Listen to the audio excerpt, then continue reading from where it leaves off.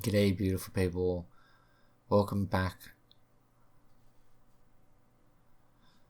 Okay, so, uh, g'day, you beautiful people. Welcome back to my channel.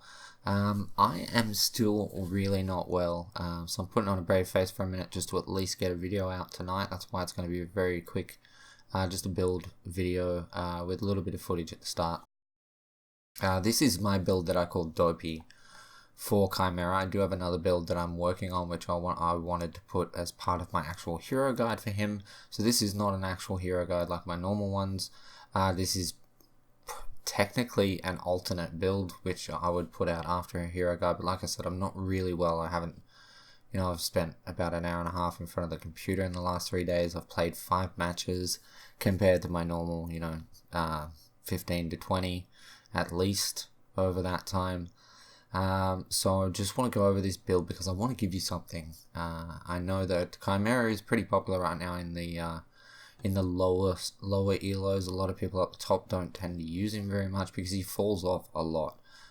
So like I said, this is not a hero guide, but I feel like I need to give you some sort of information on Chimera. So let's just in general talk about Chimera. Chimera is very, very hungry when it comes to farming.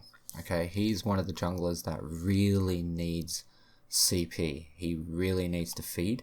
He needs to get kills if he can, but a lot of the times, from playing jungle yourself, rotations don't always end up in a kill. Okay, so he's very, very CP hungry. He needs to just stay on top constantly. He needs to get on top and stay on top. In the footage that you would have seen at the start of the video, I think I ended up at the end of the game, it was something like a 15 to 20 CP above everyone except for Freak, who was on my team playing Yin. Excuse me for 1 second. Oh, I could edit that out, but wow, I really don't feel like it. So what was I saying? Yes, he's really, really hungry. Okay, so someone like Rampage, or Sevarog, they can get away with not farming as much CP, as long as Sevarog is getting his stacks up, and Rampage is sort of getting levels so that he gets his ultimate quicker. They can pretty much, or more than likely Rampage in this scenario, but Rampage can really do well without that much CP because he has his ultimate, his rock, and that's what he's all about. He's really helpful in a team fight.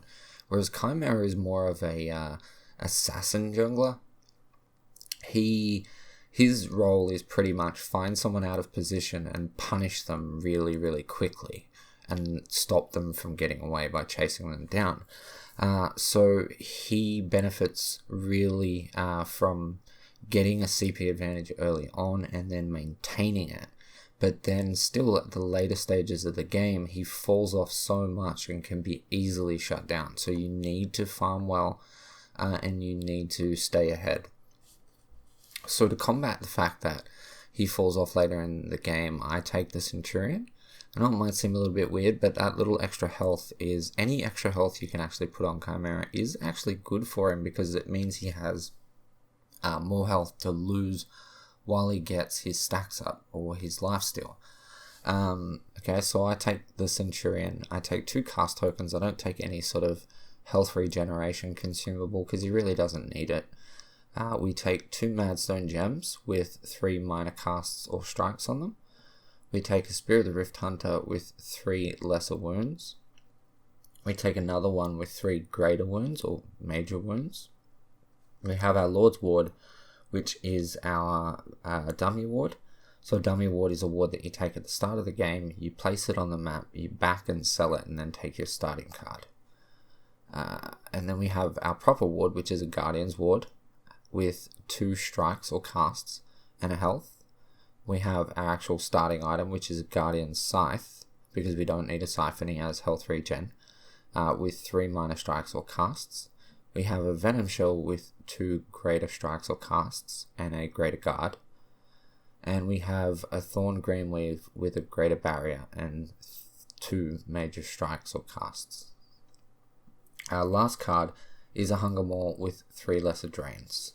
Okay, so I'm not sure how meta this really is. I don't tend to see Chimera all that often in the games that I play because a lot of people up the sort of Platinum and higher and don't really play Chimera. They tend to play Grux or Rampage or Sevarog. They're the stronger junglers at the moment. Or Seraph if they're intending to get to late game, because she's disgusting once she gets to late game. So we'll just go over it. We take our Lord's Ward, we put it down, we back and we sell it. Just quickly, these cast tokens you can put on at any point if you need to back and you have 1 CP. Okay, so we back and we get our Guardian Scythe and we max it out as soon as we can. From here, I would just grab my ward. Okay, and a lot of times I don't actually, but I have to at least recommend that you take the ward first because wards save lives. From here, we go and get both our Madstone gems, and then we grab our cheap Spear of the Rift Hunter, and we max that out. And from here we've got 102 power, okay, so that is well enough to go and get more crit chance, in my opinion. Some other people will tell you differently, but I don't listen to that, because telling me that I need more power than this to start building crit is just ridiculous, because going from this much CP and this much crit chance to maxing out the next Spear of the Rift Hunter and getting 72% crit chance is freaking humongous, okay? Now the issue that we have is that we're going to have to drop our Guardian Scythe to get any more power, which actually drops us down. So what we'll actually do instead of doing that is max out our ward first, and then we get rid of the Guardian's Scythe and grab our Hunger Maw. Okay, now we've got really good stats. We've got 200 extra health, we've got 10 lifesteal, we've got plus 11 attack speed, which we don't really care about on Chimera, as long as you're using him as an assassin, getting in there when you are able to use your abilities and using that attack speed there. You can pretty much burst someone down that quickly that you don't really need to worry about attacking while your abilities are on cooldown. From here, we just simply replace each of the Madstone gems with one of our armor cards. It's not that much armor, but it is enough mixed in with the 200 health and the lifesteal and your stacks to just be able to take a little bit of damage while you get your health stacks up to max and you start hitting with your lifesteal. He really does regenerate quite quickly, but like I said, you do need to farm well, you need to get ahead, and you need to stay there. And then you need to be really careful at the late game because you can be picked off so easily.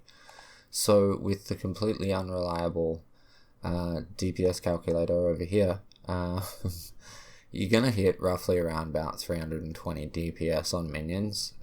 So it's actually really good. You're still going to have enough power in there to be doing nearly 140 with your ambush. Your unleash doing 82.5% of that DPS. So that'd be like, I'm so tired and sick right now, but that'd be like, 330-ish DPS? I don't know, that'll do. And your Cull will be doing like over 500 to enemy heroes. So it's a good amount of damage. You can easily burst someone down, and this is the build that I use when I'm on my main account, and I have all these cards at my disposal when I play Kai. Kai was actually my most used hero on Legacy up until around about the time that Bellica was released. I started playing her and then started playing Iggy, so I've played a lot of him. I've never really come up with the world's best build for him because he just drops off so much at late game, but I have dribbled on enough and I would like to go back to bed. So as I said, I just wanted to get something out for you guys because I'm really not well. So I hope you enjoyed the video in some way, shape or form. If you did, please smash the like button, leave me a comment, let me know what you think of the build or anything that I've said within the video. Subscribe if you're not already, guys. I'll try to get back to normal content really soon. I'm starting to feel a little bit better. Hopefully tomorrow I'll be fine. Because I'm probably going to have to play a comp match on the weekend as well, so hopefully I'm alright for that.